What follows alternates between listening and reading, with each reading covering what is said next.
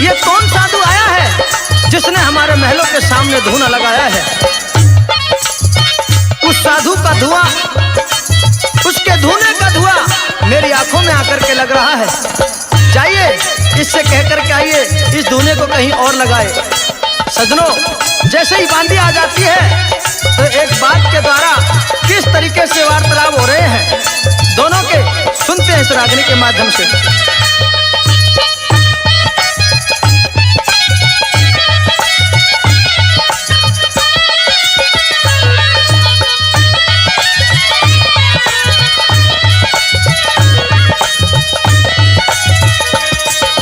मत तरसाबे बांदी रह तो बात होलन दे, मत तरसाबे बांदी रह तो बात होलन दे। तू रुक जा ओ बाबा जी अभी रात होलन दे, तू रुक जा ओ बाबा जी अभी रात होलन दे। मत तरसाबे बांदी रह तो बात होलन दे, मत तरसाबे बांदी रह तो बात होलन दे। तू रुक जा ओ बाबा जी अभी रात होलन दे, तू रुक जा ओ बाबा जी अभी रात होलन दे। अच्छा। हाँ।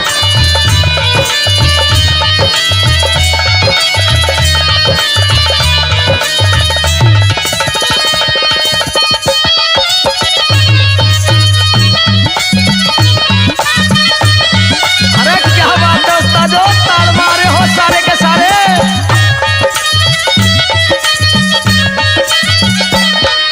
लता पढ़ाली ठोकर खाली फुडाली आंख धूने में, तेरे मिलन ने बैठी सेवा कमरे के कोने में। लता पढ़ाली ठोकर खाली फुडाली आंख धूने में। तेरे मिलन ने बैठी सेवा कमरे के कोने में। कमरे आड़ी गोरी ते मुलाकात होलन दे, कमरे आड़ी गोरी ते मुलाकात होलन दे।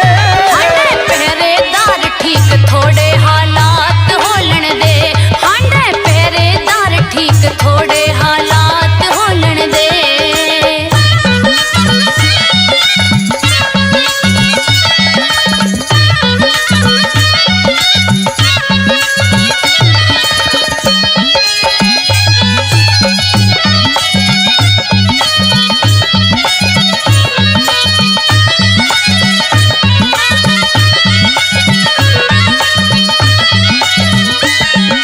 चल के आया भूखत साया प्रेम जाग गया दिल में।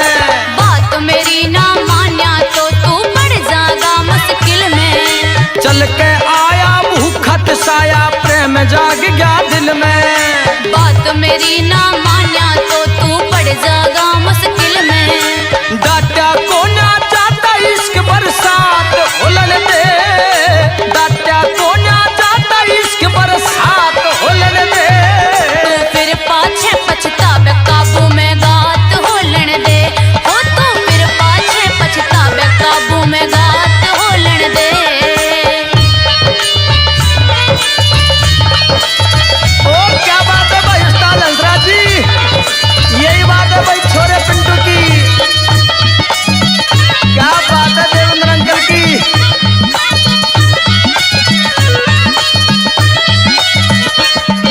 नहीं डरन का पूरा परन का चंद किरण का चस्का। रूप हुस्न का जादू बाबा नहीं किसी के बस का। नहीं डरन का पूरा परन का चंद किरण का चस्का। रूप हुस्न का जादू बाबा नहीं किसी के बस का। मेरे हाथों में चंद किरण का हाथ होलन दे, मेरे हाथों में चंद किरण का हाथ होलन दे। रे तू ताता मत ना खावे शिलानाथ होलन दे, रे तू ताता मत ना खावे शिलानाथ होलन दे। अरे मान जा, थोड़ी सी मेरी बात में बात करवा दे उससे। तू मान ले न तो मारा जाएगा।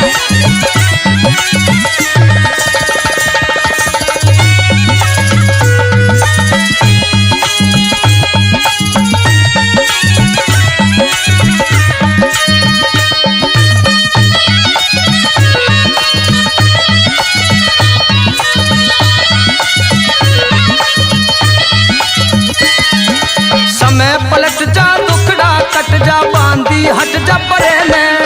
कमल सिंह वा कमंद घेर दे चढ़िए पकड़ सिरे ने। समय पलट जा दुखड़ा कट जा बांधी हट जबरे ने। कमल सिंह वा कमंद घेर दे चढ़िए पकड़ सिरे ने। जिसका मारा फिर वो भटकता साथ होलन दे। जिसका मारा फिर वो भटकता साथ होलन दे। इसके हुस्न दोनों का आज खूब बात होलन दे। तो इसके हुस्न दोनों का आज खूब बात होलन दे। तेरी मत तरसावे बाती रह दो बात होलन दे। मत तरसावे बाती रह दो बात होलन दे। हो तो रुक जाओ बाबा जी अभी रात होलन दे।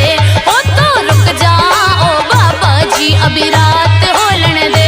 रह दो बात होलन दे। रुक जा रात होलन दे। रह दो बात होलन दे। रुक जा रात होलन दे। रह दो बात होलन दे।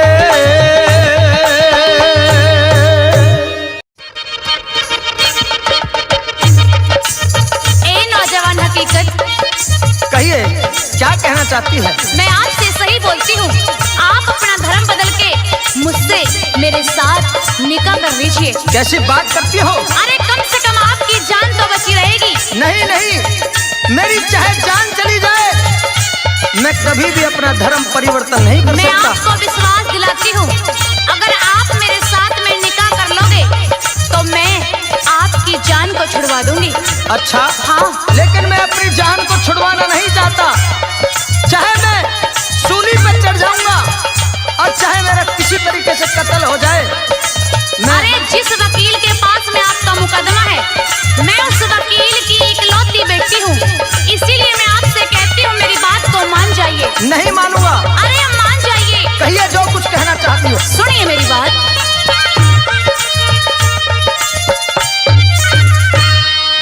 बुरखा वाली क्यों नजर मेरे पे डाली। तेरी बात लगे सब जाली ना परख तने इंसान की। ओ मेरे संग में शादी कर ले बात जुबान की। ओ मेरे संग में शादी कर ले बात जुबान की। बुरखा वाली क्यों नजर मेरे पे डाली। तेरी बात लगे सब जाली ना परख तने इंसान की। ओ मेरे संग में शादी कर ले बात जुबान की। ओ मेरे संग में शादी कर ले बात जुबान की रे।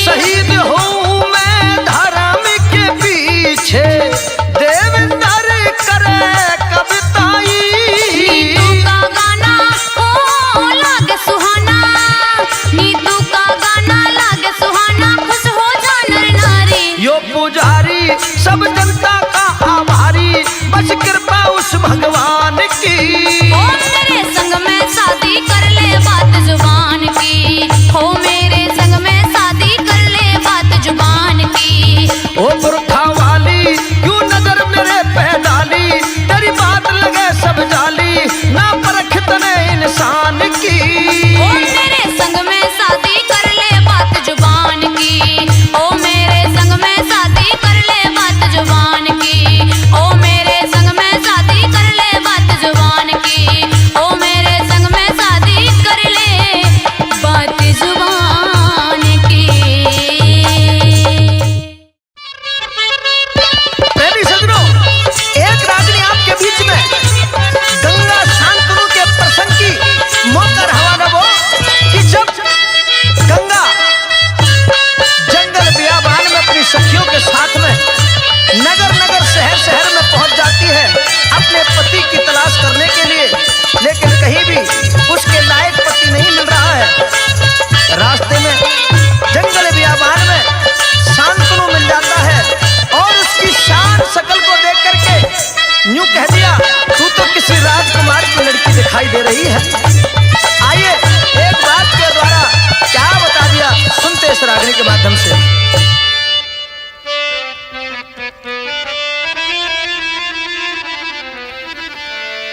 ओ अलबेली हूर अकेली, क्यों बन खंड में डोले रही। हेरे जोड़ी का बरटोवन आई बात पेट की खोल रही, जोड़ी का बरटोवन आई बात पेट की खोल रही। ओ अलबेली हूर अकेली, क्यों बन खंड में डोल रही। जोड़ी का बरटोवन आई बात पेट की खोल रही, जोड़ी का बरटोवन आई बात पेट की खोल रही। ओ अलबेली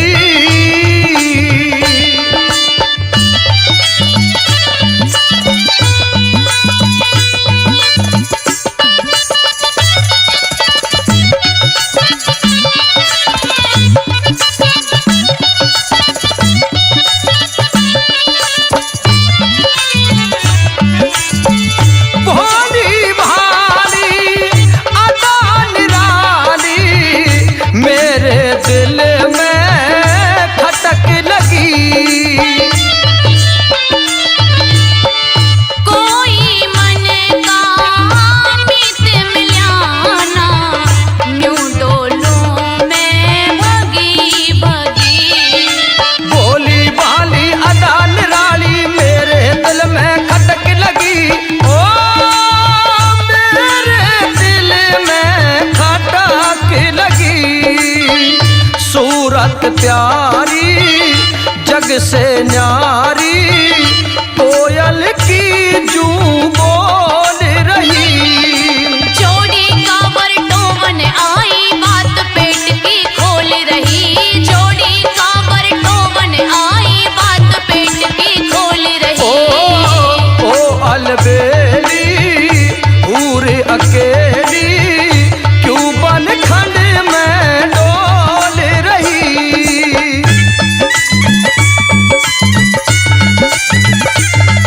और चल के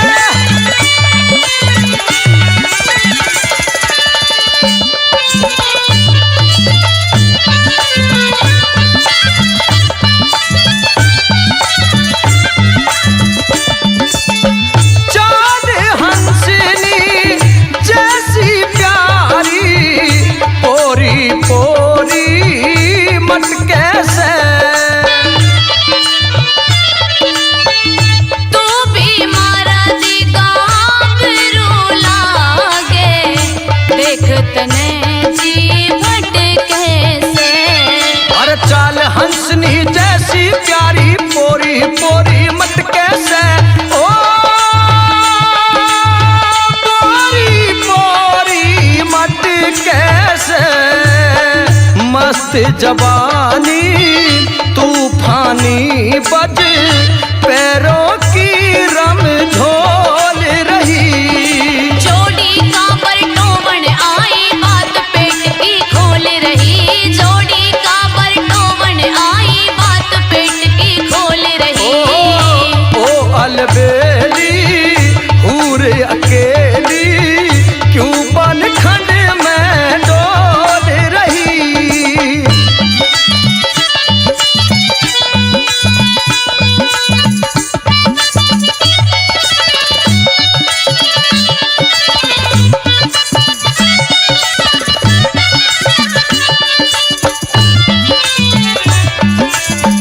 आज तलक दुनिया में तेरे जैसी हूर नहीं देखी। है बिदना का खेल कोई मुझसे मजबूर नहीं देखी। आज तलक दुनिया में तेरे जैसी हूर नहीं देखी। ओ तेरे जैसी हूर नहीं देखी। दिल में बसगी बैरन हंसगी ही शक्कर से घोल रही। जोड़ी का बरटोवन आई बात पेट की खोल रही। जोड़ी का बरटोवन आई बात पेट की खोल रही। ओ अलबेली हूर अकेली क्यों बन खंड में डोल रही।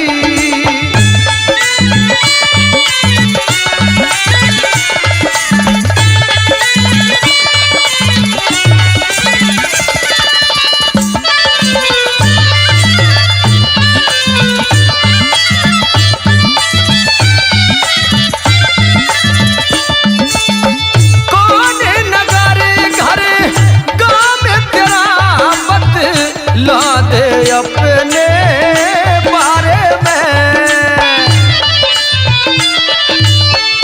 ज्ञान लिया हरे राम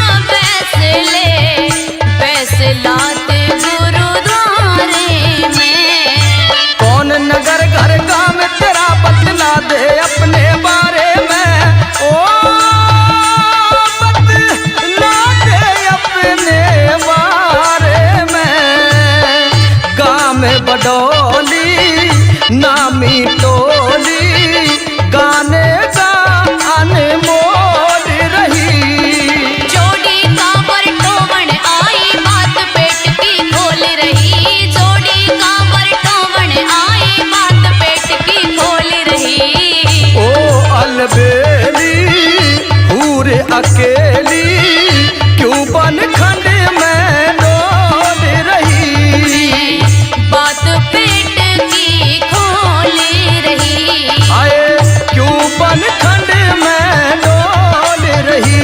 मैं बात पेट की खोल रही। आए क्यों बन खंड में डोल रही।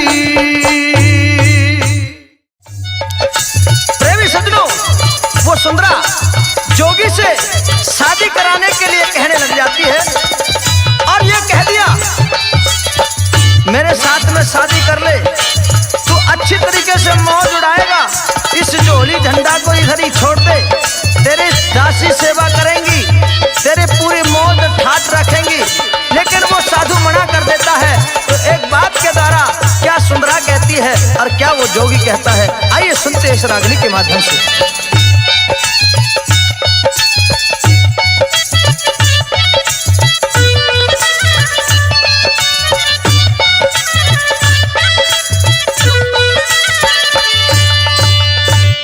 हो तेरी इस सूरत पे कुर्बान नाथ तू ये तज दे भगवा बाणा।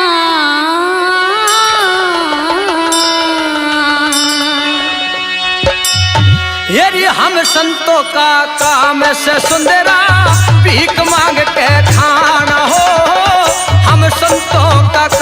से सुंदरा भीख मांगे के खाना। तेरी सूरत पे कुर्बान नाथ, इसी सूरत पे कुर्बान नाथ, तू तज दे भगवा बाणा। हम संतों का काम से सुंदरा भीख मांग के खाना हो। हम संतों का काम से सुंदरा भीख मांग के खाना।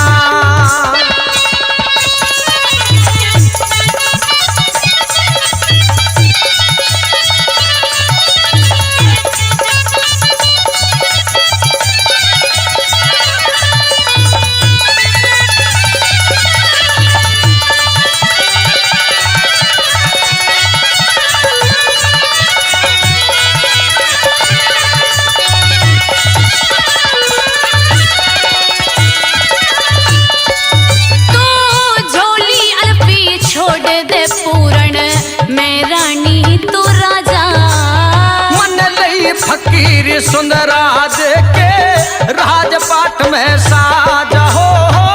लई फकीर सुंदरा देके राजपाट में साजा। मेरे मेवा की पकड़ी डाली तू सुवा बन के खा जा। अरे साधु गैल्या करे मसकरी गाव बना बेताजा हो। साधु गैल्या करे मसकरी क्यों गाव बना बेताजा। तू मेरी सेज पे पूर्ण आ जा हो रे। तू मेरी सेज पे पूर्ण आ जा, पण छेला मर्दाना। हम संतों का काम से सुंदरा भीख मांग के खाना हो। हम संतों का काम से सुंदरा भीख मांग के खाना।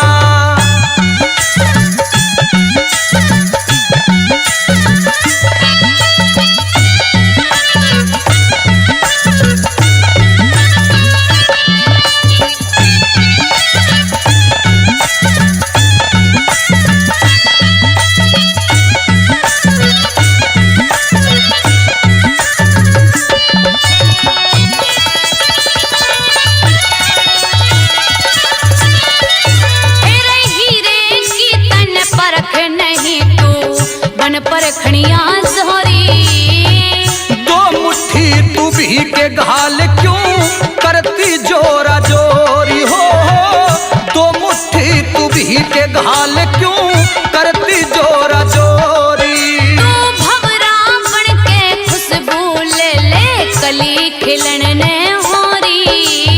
मैं रात दिना माला फेरू मेरी हर लागी डोरी हो। रात दिन माला फेरू मेरी हर लागी डोरी।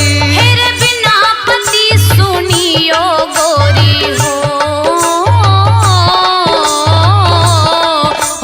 रे। हेरे बिना पति सुनियो गोरी, कर दे पूरी चाहना। हम संतों का काम से सुंदरा भीख मांग के खाना हो। हम संतों का काम से सुंदरा भीख मांग के खाना।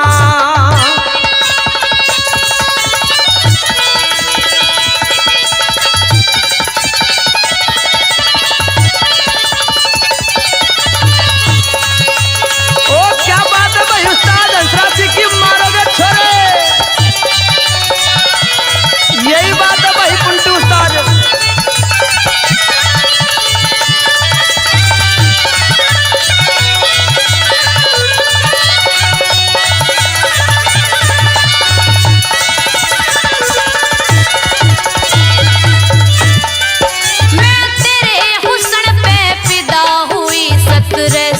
जोगी मारे तेरे दिल में दया धर्म को ना निर्दोषी सी से उतारे हो। दिल में दया धर्म को ना निर्दोषी सी से उतारे। मेरे जीवन का अंधेर मिटा तू बन के चांद सितारे। ये गृहस्थी का काम बावली संतों के साधन न्यारे हो। ये व्यक्ति का काम बावड़ी संतों के साधन न्यारे। तेरे जीवन के दो पल हों सारे हो रे। तेरे जीवन के दो पल हों सारे, पाछे पड़े पछताना। हम संतों का काम से सुंदरा भीख मांग के खाना हो। हम संतों का काम से सुंदरा भीख मांग के खाना।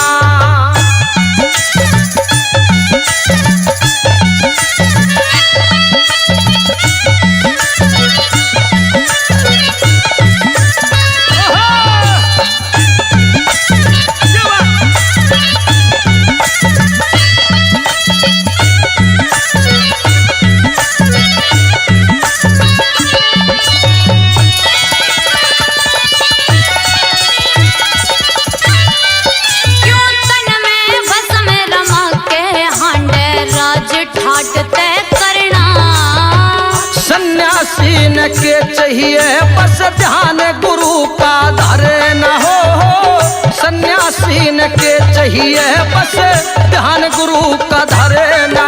मैंने अपनी चेली बना देविंदर ले ली तेरी शरणा।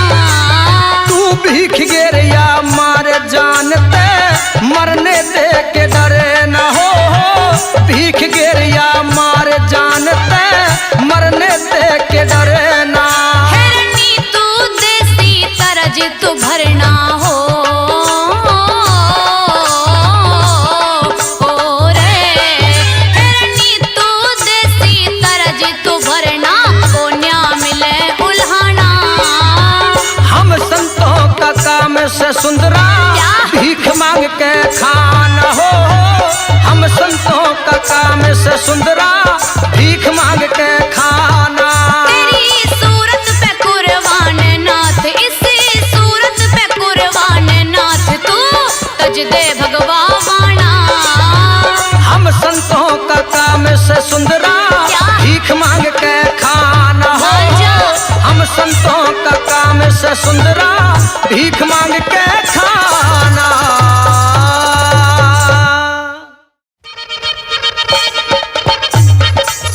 अरे मैं सुने है क्या बोली थी मम्मी? के बात से बोलू के पापा? एक बात बता, क्या?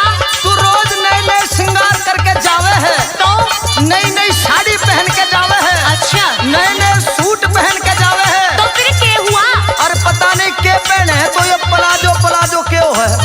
तो तने कौन सी दिक्कत है इससे? नए नए श्रृंगार करके कित जावे है, किसने दिखावे है? अरे पागल, हमारी नई नई शादी हुई है। अच्छा, मेरी उम्र है ओढ़ने पहनने की, और ये तो फैशन चला है मार्केट में प्लाजो का। अरे थोड़ी शर्म कर ले, सारा गांव लुहाड़ा का है। अच्छा हाँ, पिया जी, मैं श्रृंगार आपको दिखाने के लिए करती हूँ। अरे किसी रंडुए की टोक लाग जागी, किसी का कुछ ना लग गए। थोड़ी शर्म कर ले। मैं कुछ कहना चाहती हूँ, कह दे, क्या सुनो मेरी कहेगी? बात। तेरा ठोक का जवाब दूंगा। यो हंसराज जो मस्त आ रहा है तो आहा।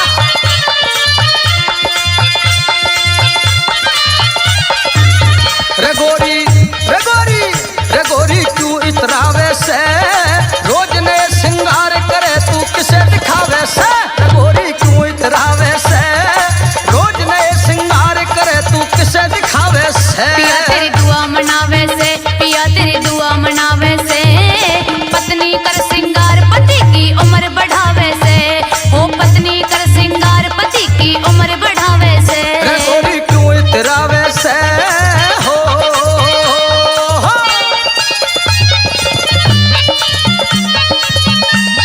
ओ छोरा पिंटू,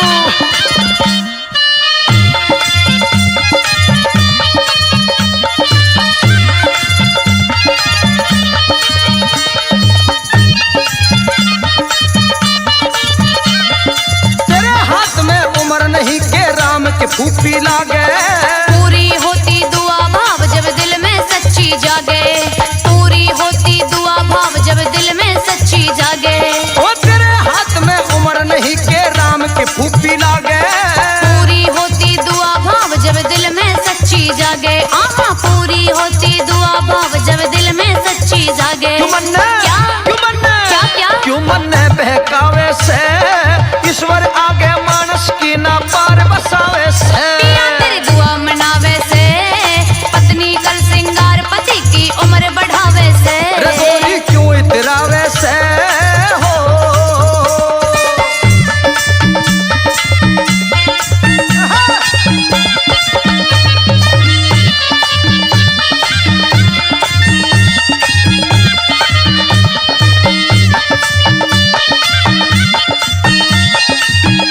मैं तेरे नाम की चलू सिंगर के क्यों ना खुशी मनाता तेरी सेटिंग हो रही मेरा माल दूसरा खाता तेरी सेटिंग हो रही मेरा माल दूसरा खाता मैं तेरे नाम की चलू सिंगर के क्यों ना खुशी मनाता तेरी सेटिंग हो रही मेरा माल दूसरा खाता तेरी सेटिंग हो रही मेरा माल दूसरा खाता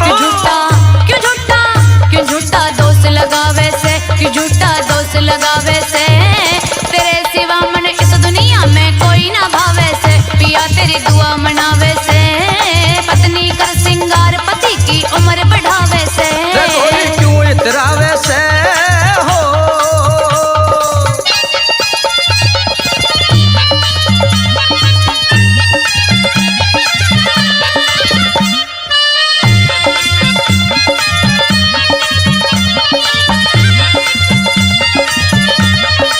टीकी बिंदी होठ रचा के मिलने यार से जाती तू के मर गया से नास गए तेरे नाम की बिंदी लाती तू के मर गया से नास गए तेरे नाम की बिंदी लाती टूटी की बिंदी होठ रचा के मिलने यार से जाती तू के मर गया से नास गए तेरे नाम की बिंदी लाती आमा के मर गया से नास गए तेरे नाम की बिंदी लाती क्यों तू ढोंग रचावे से क्यों तू ढोंग रचावे से गणेश जलतर करे वीर जो गंदी पावे से पिया तेरी दुआ मनावे से पिया तेरी दुआ मनावे से पत्नी कर सिंगार पति की उम्र बढ़ावे से रगोरी क्यों इतरावे से हो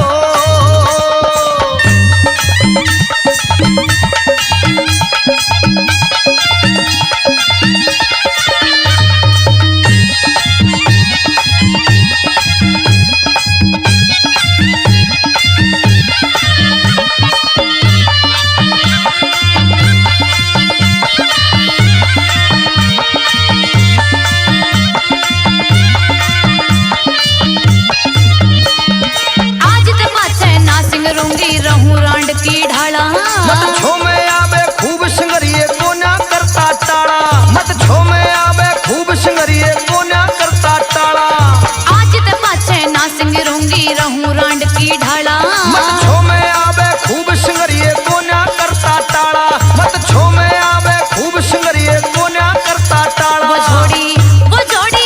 वो जोड़ी गाम बतावे से वो जोड़ी गाम बतावे से इंद्रपाल रंग रंगीले छंद बनावे से पिया तेरी